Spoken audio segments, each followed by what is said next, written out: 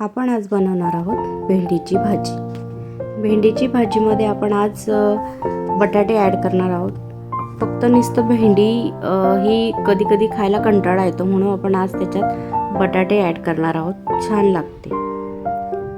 भेंडी कापून घेतली आपण. त्याच्या कढाई ठेवलेली आहे.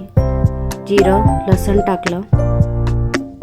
ते व्यवस्थित झाल्यानंतर त्यामध्ये आपण मिरची टाकून घेतली. मस्त हलवून घेतलेले आहे.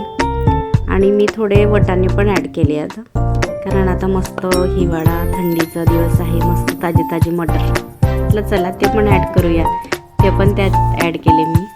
मग बटाटे टाकलेले. बटाटे थोडं 2-1 मिनटं मस्त होऊ द्यायचं, परतू द्यायचं. आणि मग त्यामध्ये भेंडी टाकायची.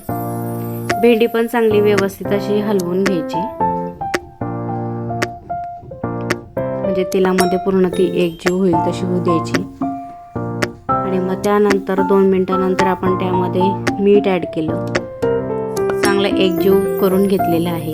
आणि थोडी 5 मिनिटं आपण होऊ दिली. मग त्यामध्ये हळद आणि थोडंसं गरम मसाला आपण ॲड केला आहे आणि अशी होऊ दिलेली आहे. बघा किती छान व्यवस्थित अशी शिजलेली आपली भेंडी. आपण कोथिंबीर पण त्यात ॲड केला आणि आपली भेंडीची भाजी अशी तयार आहे. गरमागरम पोळीसोबत खा तुम्ही.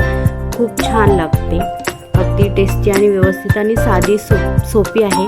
तुम्ही टिफिनला सुद्धा घेऊन जाऊ शकता आणि बाहेरगावी सुद्धा तुम्ही घेऊन जाऊ शकता. इतकी छान असते.